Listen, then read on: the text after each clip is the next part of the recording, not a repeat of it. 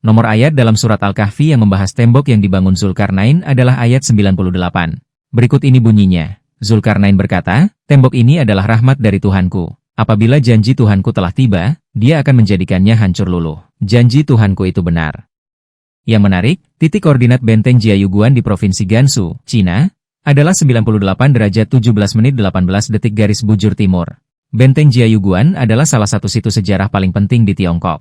Benteng ini terletak di titik tersempit bagian barat koridor Gansu, di antara pegunungan Qilian di selatan, dan pegunungan Hei di utara. Jiayuguan dikenal sebagai benteng paling barat dari tembok besar.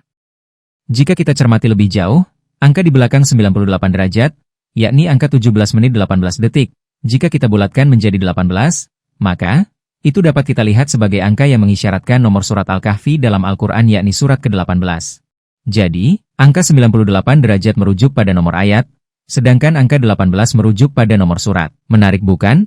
Jadi, apakah nomor ayat 98 surat Al-Kahfi ini adalah kode titik koordinat tembok Zulkarnain?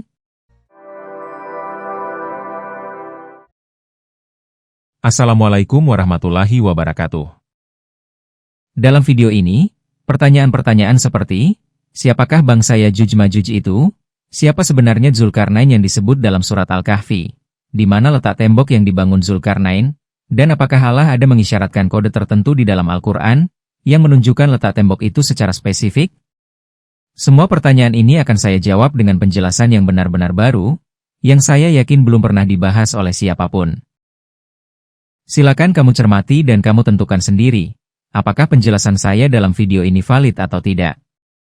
Agar kamu dapat dengan mudah menyimak isi video ini, saya telah menyusun konten video ini dalam beberapa segmen, sehingga kamu dapat skip dan melompat ke bagian tertentu yang kamu ingin cermati secara khusus. Baiklah, mari kita mulai. Yajuj-Majuj, atau yang biasa juga disebut Gog-Magog dalam literatur barat, adalah subjek yang menempati posisi penting dalam literatur apokaliptik agama Samawi. Literatur yang tersedia menunjukkan bahwa mereka adalah manusia biasa seperti kita. Dalam kitab Yehezkiel misalnya, disebutkan, Gog berasal dari tanah Magog, pangeran utama Meseh dan Tubal. Selama ribuan tahun, Yajuj-Majuj telah menjadi fokus perhatian para penafsir, yang mencoba mengaitkannya dengan suatu bangsa atau tempat tertentu.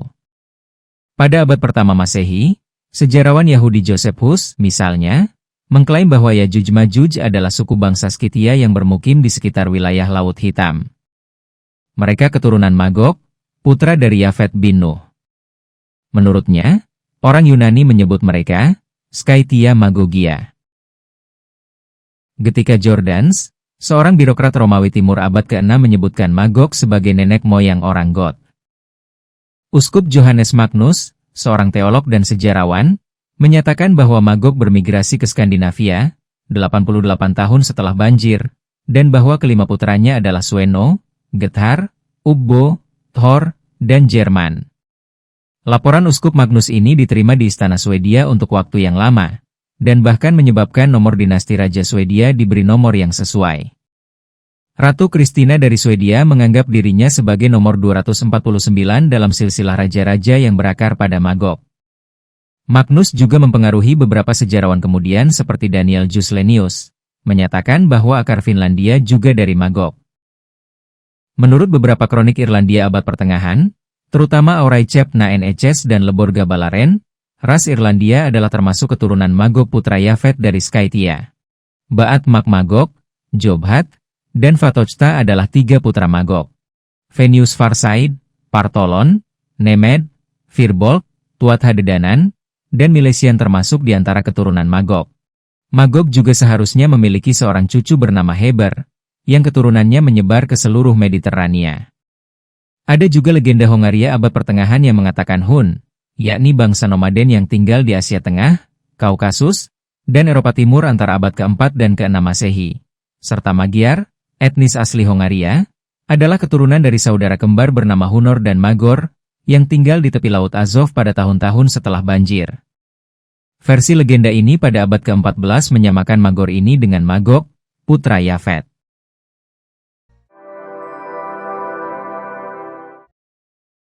Gog-Magog yang dalam Islam lebih dikenal dengan sebutan Yajuj-Majuj, muncul dibahas dalam Al-Quran pada surat Al-Kahfi ayat 83 hingga 99, dan surat Al-Anbiya ayat 96.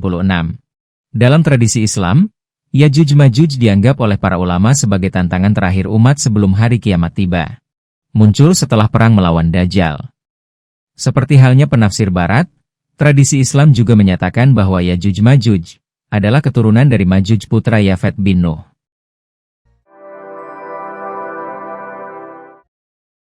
Uraian identifikasi yang akan saya ulas ini belum pernah disampaikan oleh siapapun. Ini tampaknya disebabkan oleh karena kurangnya pencermatan bunyi ayat 86-99 surat Al-Kahfi sebagai ayat yang sangat mungkin mengisyaratkan sebuah tempat. Karena ini adalah interpretasi pribadi dari saya, yang belum pernah dikonfirmasi ulama manapun, maka, bagi yang ingin memberikan tanggapan, kritik ataupun saran, silakan menyampaikannya di kolom komentar. Setelah menyelami dengan saksama bunyi ayat 86-99 surat Al-Kahfi, dan menyelaraskannya dengan literatur-literatur terdahulu yang tersedia, dalam pikiran saya akhirnya terbentang pemahaman seperti ini. Orang yang disebut dengan nama Zulkarnain dalam Al-Quran surat Al-Kahfi, tidak lain adalah Raja Cyrus the Great, yang dalam Alkitab disebut dengan nama Kores, orang yang diurapi. Hipotesis ini sejalan dengan makna nama Zulkarnain yang secara harfiah berarti pemilik dua tanduk. Secara bahasa, istilah dual karnain dalam bahasa Arab berarti pemilik dua tanduk, di mana kata karn, selain bermakna tanduk, juga memiliki konotasi kekuasaan atau dominasi. Demikianlah, kita dapat melihat bahwa bentuk kor pada nama Kores, dan bentuk kar pada nama Zulkarnain, pada dasarnya identik secara fonetis. Sebutan nama Kores dalam Alkitab umumnya dimaknai sebagai matahari dan tahta. Ini, pada dasarnya adalah bentuk analogi yang sinonim dengan analogi tanduk yang mengandung makna penguasa. Tanduk adalah simbol universal untuk kekuasaan, bukan hanya dalam bahasa Arab, tapi juga dalam ikonografi Persia, Mesopotamia, dan bahkan Yunani. Alexander Agung pun digambarkan bertanduk dua dalam koin-koin kuno, tapi justru itu mungkin adalah peniruan dari tradisi Persia yang lebih tua, bukan sebaliknya. Pendapat bahwa sosok Zulkarnain yang disebut dalam Al-Quran merujuk pada Raja Cyrus, sebenarnya telah pula disampaikan beberapa orang ulama Islam. Mereka umumnya berpendapat bahwa sosok Raja Cyrus yang terkenal adil dan saleh, sebagaimana yang disebut dalam banyak literatur kuno, sesuai dengan karakter Zulkarnain dalam Al-Kahfi. Ini berbeda dengan sosok Alexander the Great yang tumbuh dan hidup dalam tradisi Makedonia kuno yang politeistik, menyembah banyak dewa, seperti Zeus, Ares, Hera, dan Poseidon. Bahkan dalam beberapa catatan, disebutkan bahwa Alexander mengklaim dirinya sebagai putra dewa Mesir, Amun-Ra, dan meminta untuk didoakan.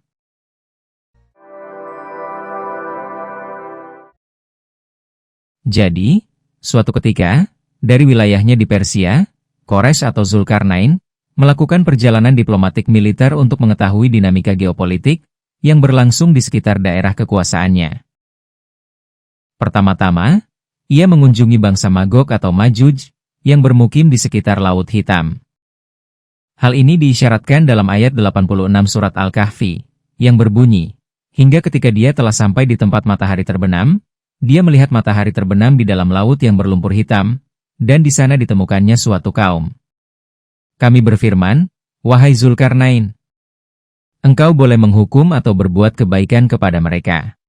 Dalam terjemahan internasional, bunyi Tagrubu Fiainin Ami Atin diterjemahkan menjadi terbenam di badan air yang gelap. Sementara dalam terjemahan Indonesia, terbenam di dalam laut yang berlumpur hitam. Kedua bentuk terjemahan ini saya pikir sama saja. Bagaimanapun, ini adalah kalimat isyarat yang setelah saya cermati, ada kemungkinan merujuk pada Laut Hitam. Sampai di sini, pertanyaan yang mungkin muncul adalah, apa hubungan kaum Majuj dengan Majusi, yakni orang-orang penyembah api? Jawabnya, sangat erat. Bahkan bisa dikatakan bahwa bangsa Majuj tidak lain adalah orang Majusi. Perlu dipahami bahwa sebutan Majusi tidak bisa hanya disematkan pada penyembah api di wilayah Persia saja, sebagaimana yang dipahami orang-orang awam selama ini.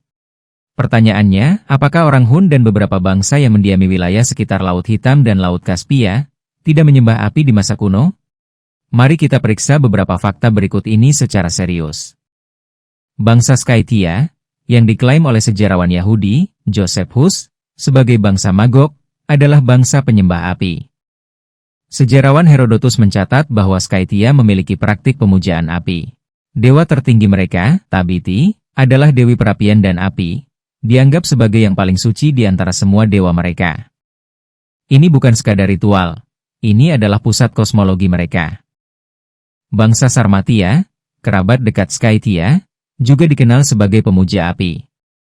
Beberapa catatan Romawi menyebut ritual api mereka secara eksplisit. Bangsa Alan, keturunan Sarmatia, yang mendiami kawasan Kaukasus dan sekitar Laut Kaspia, tercatat dalam sumber-sumber Romawi dan Persia melakukan praktik pemujaan api.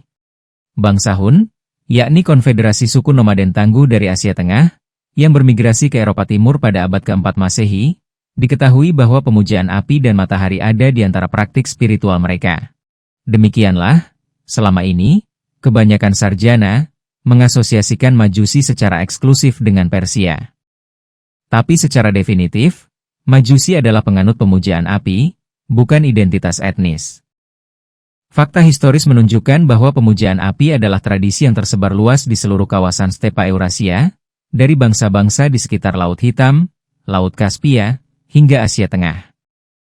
Satu detail yang sangat mendukung argumen ini dan sering diabaikan, yaitu bahwa Zoroastrianisme sendiri kemungkinan besar berasal dari stepa Eurasia, bukan dari Persia. Zarathustra, pendiri Zoroastrianisme, oleh banyak sarjana modern diyakini berasal dari kawasan Asia Tengah bagian utara, bukan Persia Selatan. Artinya, pemujaan api kemungkinan adalah tradisi asli bangsa-bangsa stepa, yang kemudian dibawa ke selatan dan berkembang menjadi Zoroastrianisme formal di Persia.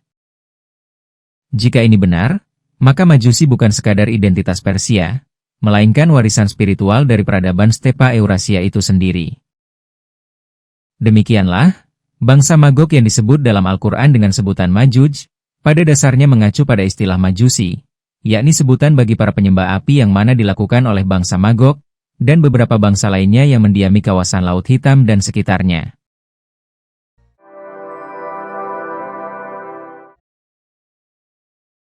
Setelah meninggalkan wilayah bangsa Majuj, Zulkarnain melanjutkan perjalanannya ke arah timur.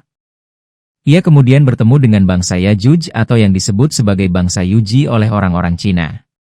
Bangsa Yuji adalah bangsa nomaden kuno yang awalnya mendiami wilayah Gansu, barat laut Tiongkok, sebelum abad kedua sebelum Masehi. Setelah dikalahkan oleh Xiongnu, mereka bermigrasi ke barat, menetap di wilayah Baktria.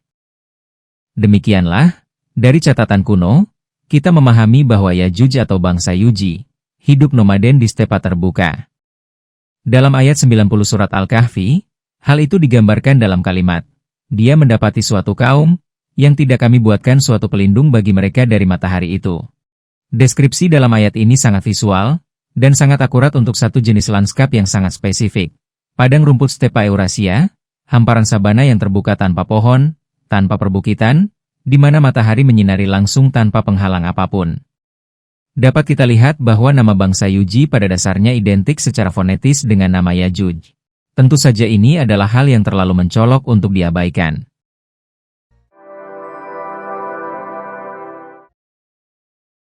Setelah bertemu Yajuj di stepa, Zulkarnain melanjutkan perjalanannya lebih jauh ke timur. Dan disinilah kita sampai pada ayat yang paling menarik dari seluruh narasi ini, ayat 93 surat Al-Kahfi, yang berbunyi, "Hingga ketika dia sampai di antara dua gunung, dia mendapati di hadapannya suatu kaum yang hampir tidak mengerti pembicaraan." Hampir tidak mengerti pembicaraan. Siapakah kaum ini? Mereka tidak lain adalah bangsa Cina. Alasannya sederhana namun kuat, yaitu bahwa bahasa Cina adalah salah satu sistem bahasa yang paling terisolasi secara linguistik di dunia kuno. Tidak ada kesamaan struktural maupun kosakata antara bahasa Cina dengan bahasa-bahasa yang berkembang di Asia Tengah dan Timur Tengah, baik rumpun Indo-Eropa maupun Semitik. Seorang Persia yang bertemu orang Cina pada abad ke-6 sebelum Masehi, benar-benar tidak akan memahami sepatah kata pun, dan begitu pula sebaliknya. Deskripsi, hampir tidak mengerti pembicaraan, bukanlah penghinaan. Ia adalah observasi linguistik, yang sangat akurat untuk menggambarkan pertemuan antara dua peradaban, yang sistem bahasanya benar-benar tidak memiliki titik temu. Adapun frase dua gunung yang disebut dalam ayat tersebut, merujuk pada kawasan perbatasan antara stepa Eurasia dan dataran Cina, yang memang ditandai oleh sistem pegunungan yang membentuk celah-celah strategis. Salah satu kawasan yang paling relevan adalah koridor Gansu, yakni lorong sempit antara pegunungan Tibet di selatan dan Gurun Gobi di utara, yang secara historis adalah jalur utama yang digunakan bangsa-bangsa nomaden untuk menekan masuk ke wilayah Cina.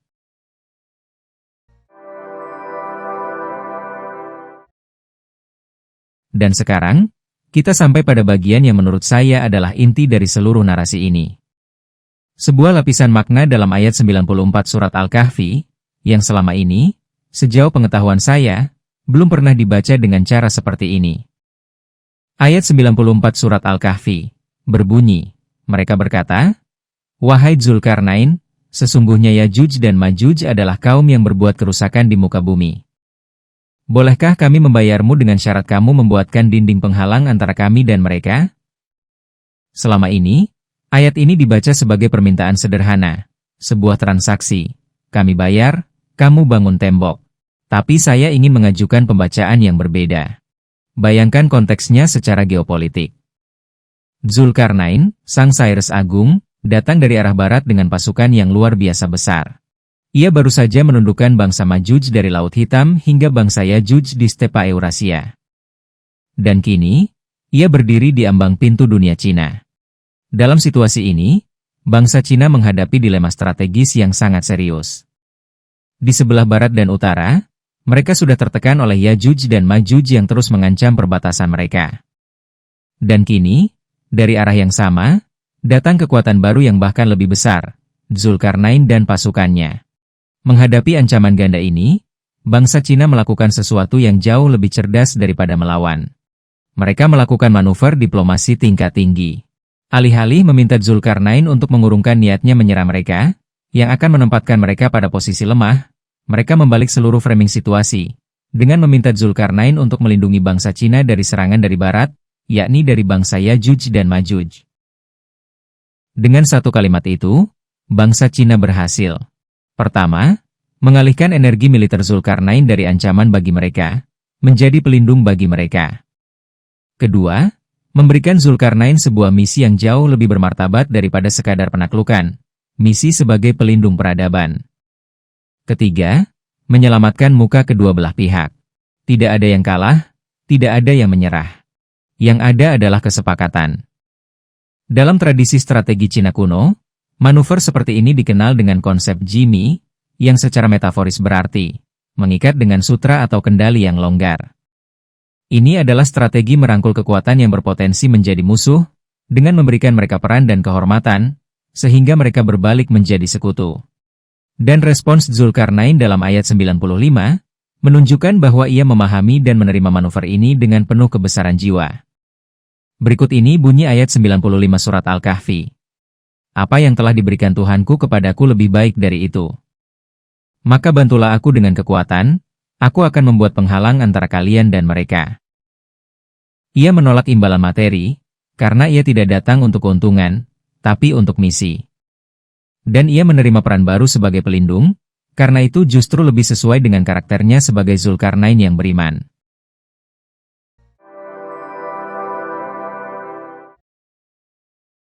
Jika skenario ini benar, bahwa tembok Zulkarnain adalah hasil kesepakatan diplomatik antara Raja Cyrus dan bangsa Cina, maka pertanyaan selanjutnya adalah, di manakah tembok itu dibangun?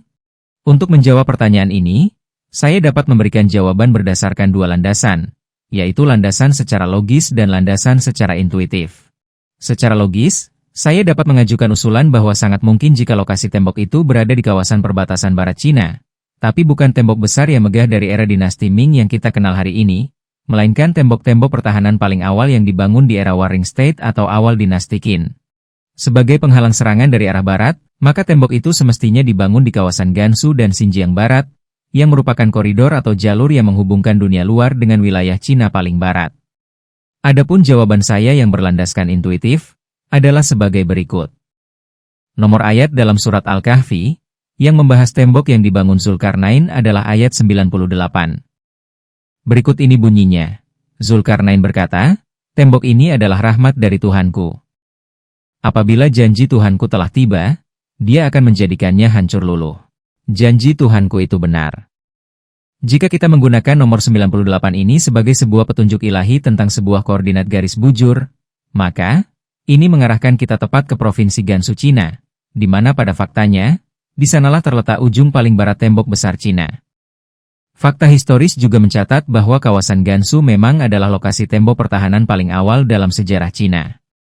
Dibangun bukan oleh satu dinasti, tapi secara bertahap oleh berbagai kerajaan, yang semuanya menghadapi ancaman yang sama dari arah yang sama, bangsa-bangsa nomaden stepa dari barat dan utara. Pertanyaan yang paling wajar diajukan pada titik ini adalah, jika Cyrus benar-benar melakukan perjalanan sejauh ini, dan membangun tembok di perbatasan Cina, mengapa tidak ada satupun catatan Persia yang menyebutkannya? Jawaban saya sederhana, karena ini bukan penaklukan. Seluruh prasasti kemenangan yang kita temukan dari era Achaemenid, prasasti Behistun, Silinder Cyrus, dan lainnya, adalah catatan tentang penaklukan militer. Raja-raja kuno mencatat apa yang mereka taklukkan, bukan apa yang mereka sepakati melalui diplomasi. Jika Cyrus datang ke perbatasan Cina dan pulang dengan sebuah kesepakatan diplomatik, bukan dengan kemenangan militer, maka tidak ada yang perlu diukir di batu. Tidak ada bangsa yang ditaklukkan, tidak ada kota yang direbut, tidak ada raja yang berlutut. Yang ada hanyalah sebuah tembok yang dibangun, atas mandat bersama, menggunakan tenaga kerja lokal, dengan bahan baku yang tersedia di tempat, di sebuah kawasan yang letaknya jauh di luar orbit normal perhatian para sejarawan Yunani dan Persia. Dan ini justru konsisten dengan temuan historis yang ada. Titik paling timur yang secara resmi tercatat dari ekspansi Cyrus adalah Chiropolis, yakni kota yang dibangun Cyrus di tepi sungai Shirdaria, yakni di wilayah Tajikistan Utara pada hari ini. Dari Chiropolis ini, dalam konteks misi diplomatik yang tidak memerlukan pasukan besar, seorang utusan atau bahkan Cyrus sendiri, bisa saja melanjutkan perjalanan ke timur, ke perbatasan dunia Cina, tanpa meninggalkan jejak dalam catatan militer manapun. Demikianlah, dari beberapa ayat dalam surat Al-Kahfi, tergambar pada kita tentang perjalanan Zulkarnain, yang menemui 3 bangsa dalam perjalanannya itu.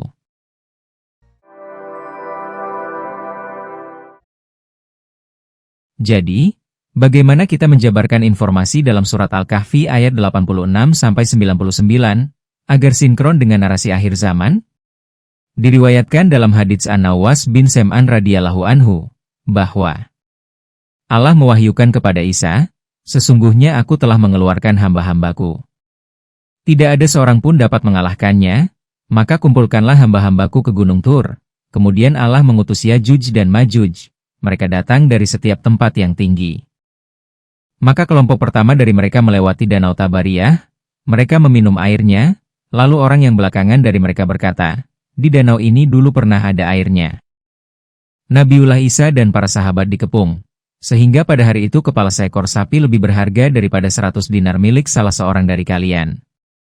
Demikianlah, bunyi hadits ini menggambarkan Yajuj Majuj sebagai suatu golongan yang sangat besar jumlahnya, yang bahkan kelompok muslim yang di situ ada Nabi Isa pun tak mampu melawan mereka. Jika merujuk pada semua informasi yang telah saya urai di bagian awal, ia menggambarkan bahwa Yajuj Majuj adalah nenek moyang atau cikal bakal dari golongan bangsa nomaden, yang mendiami sebagian besar wilayah stepa Eurasia, dari Mongolia hingga Laut Hitam, yang kemudian menyebar ke seluruh Eropa. Maka, mungkin kita dapat membayangkan bahwa Yajuj Majuj yang di akhir zaman dihadapi Isa dan kaum muslim, adalah gabungan orang-orang yang menghuni daratan Mongolia, Asia Tengah, hingga daratan Eropa. Jika demikian, ya, tentu saja jumlahnya memang sangat besar.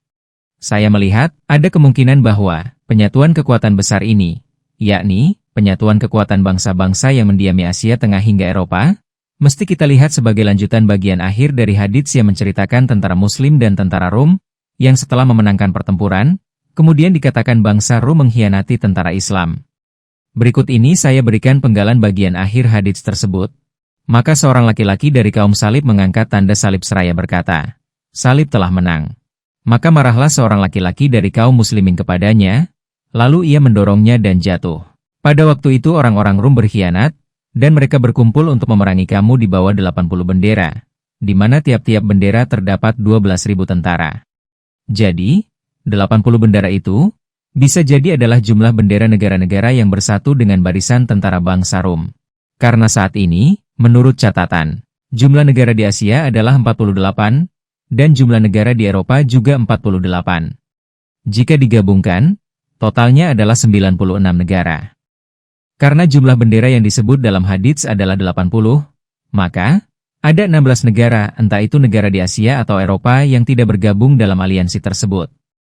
Jadi, menurut kalian, siapa kira-kira 16 negara yang tidak ikut bergabung dalam aliansi besar itu? Silakan berikan tanggapanmu di kolom komentar. Jadi, ketika di perang pertama disebutkan, Muslim bergabung dengan bangsa Rum, yakni Rusia sebagai Rum ketiga. Itu karena hanya kedua pihak ini saja yang ingin disebut dalam hadits tersebut. Namun ketika bangsa Rum berkhianat, lalu membuat aliansi dengan negara-negara yang berakar pada bangsa Skythia kuno, bangsa nomaden di stepa Eurasia yang merupakan nenek moyang orang Eropa, maka, sebutan Yajuj-Majuj sebagai leluhur orang Mongol, Asia Tengah dan Eropa, menjadi penyebutan yang tepat untuk menyatakan aliansi tersebut. Demikian ulasan dari saya.